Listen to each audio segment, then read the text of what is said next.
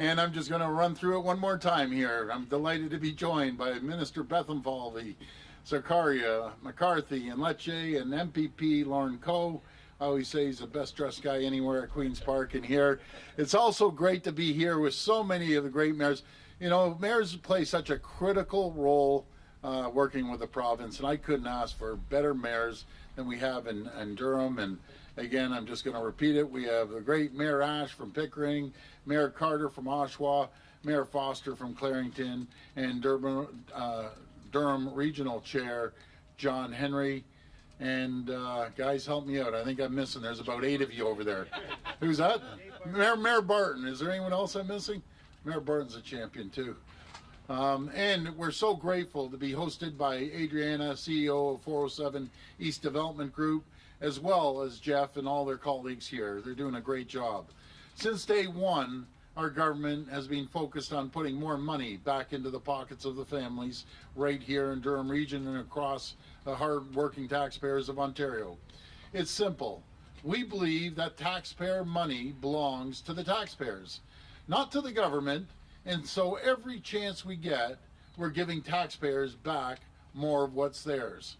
Over the last few years, our focus on keeping costs down has been so important as families struggled with the cost of high inflation and record interest rates. That's why at every opportunity, our government has cut taxes, frozen and removed government fees, and handed money back to families. We fought the job-killing federal carbon tax until it was finally removed this year. We banned new road tolls, and we gave $200 rebates back to every taxpayer and eligible child in the province.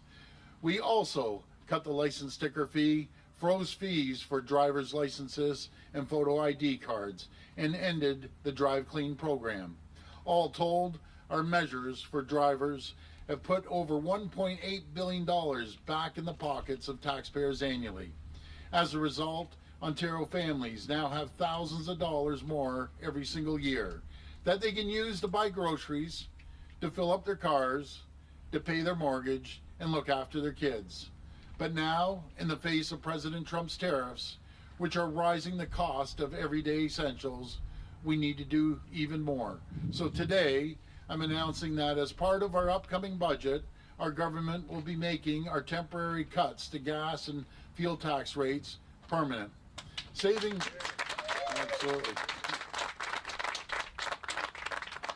households on an average of about $115 per year going forward. That builds on the $1.7 billion our government has saved families since the temporary gas and fuel tax cuts were first introduced in July of 2022. And we're not stopping there. We're here next to the 407 East in Durham, which is the largest stretch of provincially owned tolled highway in Ontario. Today, I'm pleased to announce that starting June the 1st, 2025, tolls from Brock Road to Highway 35, 115 are coming off the 407.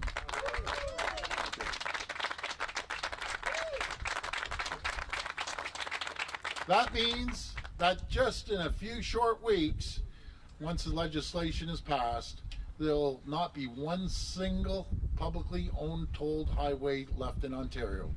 And that's thanks to our government's ban on new road tolls in the province.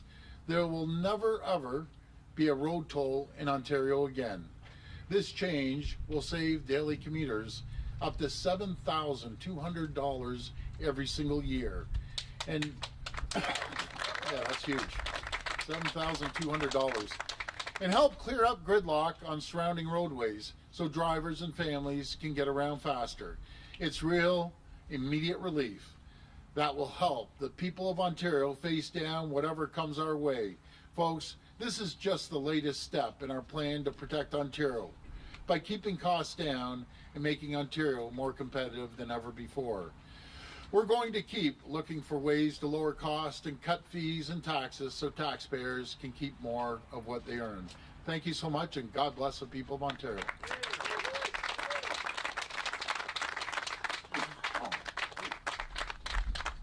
We will now take questions from the media. Media present can line up behind me and ask their questions through the microphone. As a friendly reminder, the format is one question and one follow-up.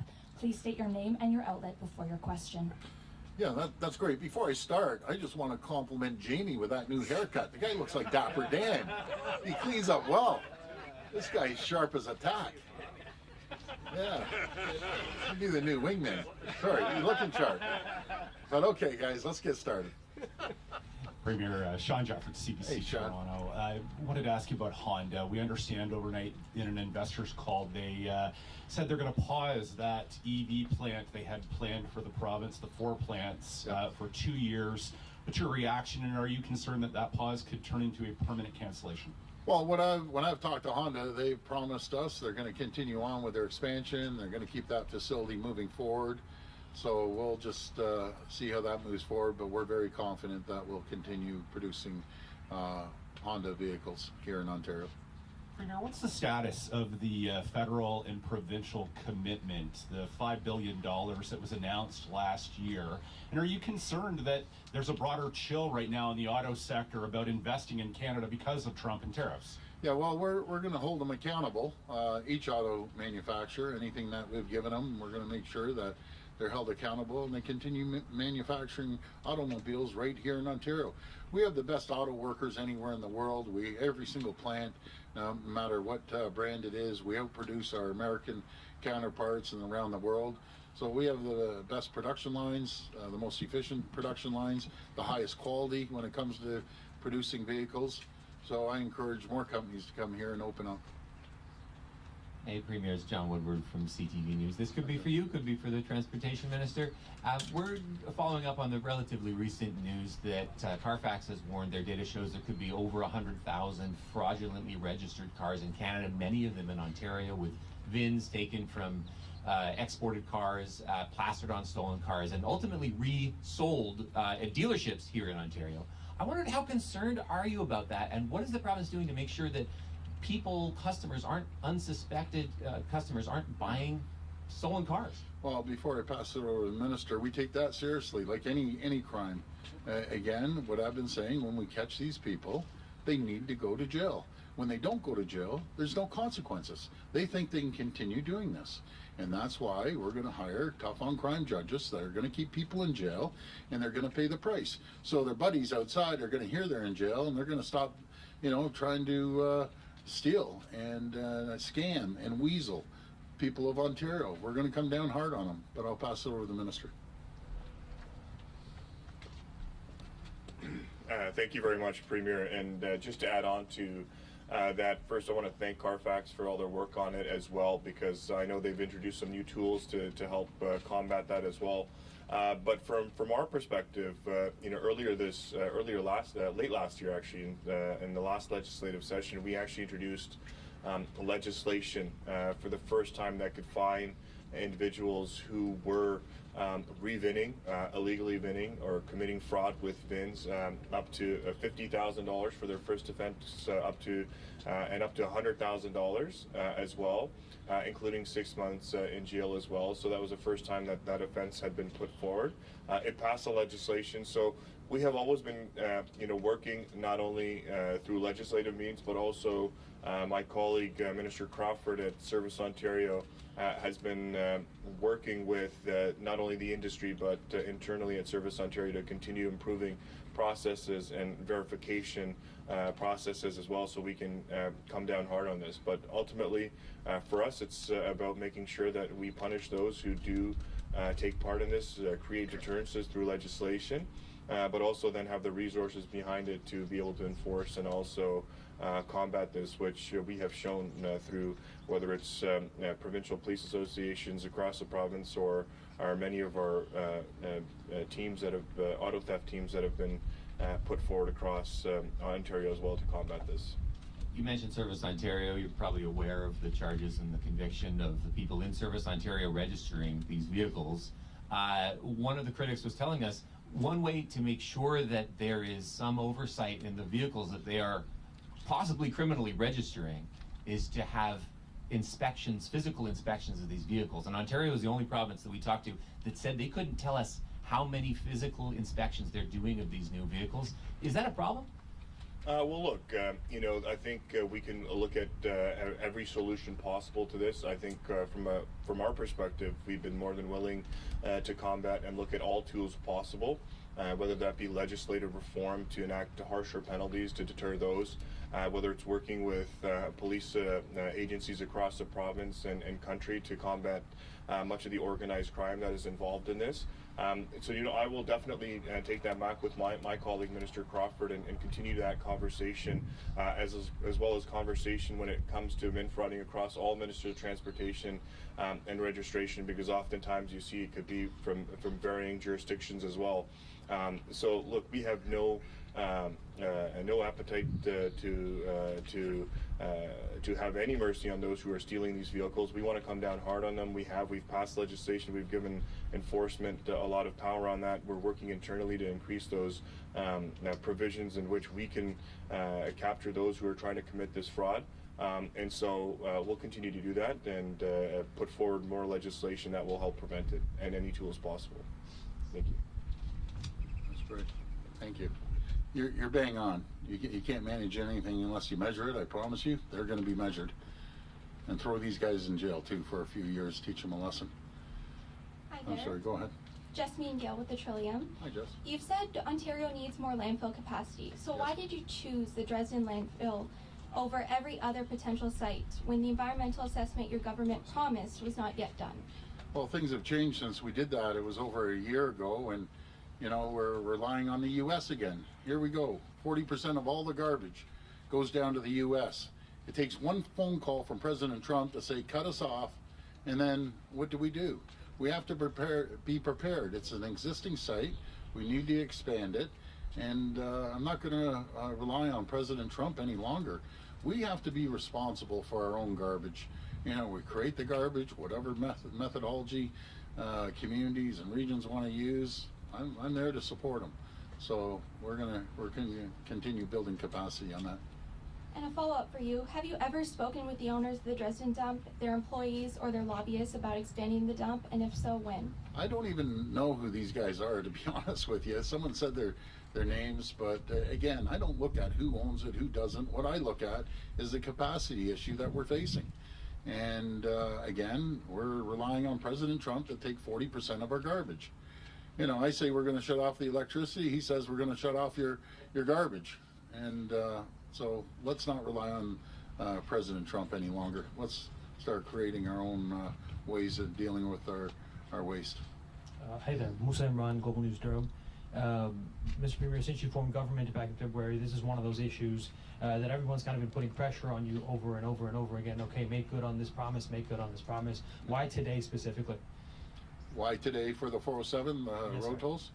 Well, we're announcing our budget. That's going to be part of our budget, so this is a great announcement. This is all about putting money back into taxpayers' pockets. A lot of governments in the past believe it's their money. We don't believe it's our money, the government's money. It's the taxpayers' money. And that's going to put $7,200 back into people's pockets when we get rid of these tolls east of Brock over to 35-115. This is another example of putting money back into people's pockets when we got rid of the 412 and 418 tolls. There will never be tolls as long as we're in government and I'm Premier in the province of Ontario. We're going to continue building our capacity of roads and highways and bridges and transit right across this province.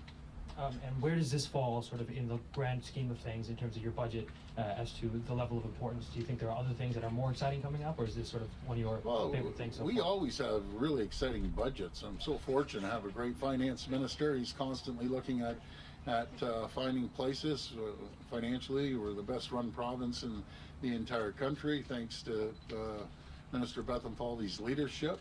And again, I'll give a shout out to the President of Treasury, and that's Caroline Mulroney. They work hand in hand, and this is another exciting day for the taxpayers of Ontario. This will be the last reporter. Hello, Jamie with City TV. Yeah, thanks for noticing the hair. I've got a lot of response from that. But anyhow, I'm going back to the Honda. The Honda, it's a $15 billion investment. Honda Canada has confirmed that they're putting it off for 2 years. Yes. It hurts, I understand that. but is there anything we can do, or have you been in negotiations with Honda? Well, I've talked to them, and they've reassured me that we're going to continue producing, incredible vehicles out of Alliston and their plant there. They said they're going to continue moving on with the expansion. It's really it comes down to us producing incredible vehicles at a lower cost, high quality. We can compete against anyone, no matter if it's the GMs or the Ford that is retooling, or Stellantis, Toyota, or Honda. We outproduce the rest of the world. So we want to attract more vehicles, manufacturers here, along with other components. And that's exactly what we're doing. And then the Stellantis, or the battery plant in St. Thomas, how have the threats of the tariffs war affected that project? I'm pretty confident over the next little while. It seems like President Trump's making deals with everyone. I'm very confident Prime Minister Carney is going to be there and working alongside President Trump to come up with a mutually rewarding relationship when it comes to tariffs. That's what we look forward to. And I always say you can't unscramble an egg that's been around since 1965. You have to make the omelet a lot larger. And that's what we're proposing down with President Trump. But, geez, I'm just starting to warm up. You have any other questions, Jamie? I'm going to call you Slick. When my OPP officers tell me, boy, he looks great, it says everything. I get another 407. 407. How are the negotiations to the 407 to make the rest of it? Lower tolls, or get some traffic off the 401? Yeah. Great question. So, we're looking at every option out there, but the 407, all 400 series highways will be maxed out in the next 10 years. We know 401's maxed out. I drive by there at midnight, and I don't know where everyone's going. It's absolutely jammed at midnight. So we're going to move forward with that, the tunnel. It's going to be a great project. And I just want to remind everyone, there was naysayers, and our team remembers this. When we first came into office in 2018, by 2019, we rolled out our plan to build transit. And we decided to build the largest transit expansion in North America. And right now we're spending, I believe it's about $70 billion on transit, Rob, if I'm not mistaken, and Peter. And everyone says, oh, back of a napkin. Remember the old back of a napkin comments? Well, that back of a napkin is just incredible. In 6 years, they went out and got the bids, they got the boring machines, they were boring along Eglinton West ahead of time by about 4 to 6 weeks.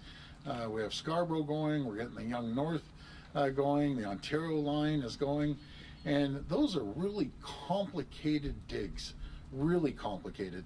And I'm looking at the 401, that's relatively easy compared to going underneath buildings downtown and buying up houses and so on and so forth. So folks, we're going to get it done, and we're getting it done for our generation, because I look over here, we're all about the same vintage, except a couple of young guys, Letch and Brad. But we won't be using it, but these guys will be using it, and their kids will be using it, and so on and so forth. So, that's what we're going to do. We're going to, and it's going to create jobs, economic development. It's going to be fabulous. But folks, what a beautiful day, and I'm just very grateful for the Durham team, as I say, the mayors, the chair, all our ministers and MPPs. No one gets more love in this province than Durham does, because of our great relationship with our municipal leaders. Thank you. God bless you. And we look forward to riding free on June the 1st, just east of Brock. Thank you.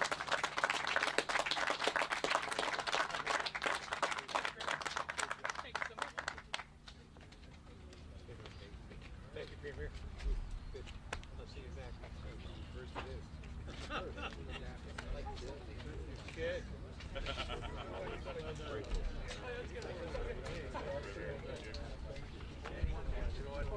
Good to see you, bud. Stay well.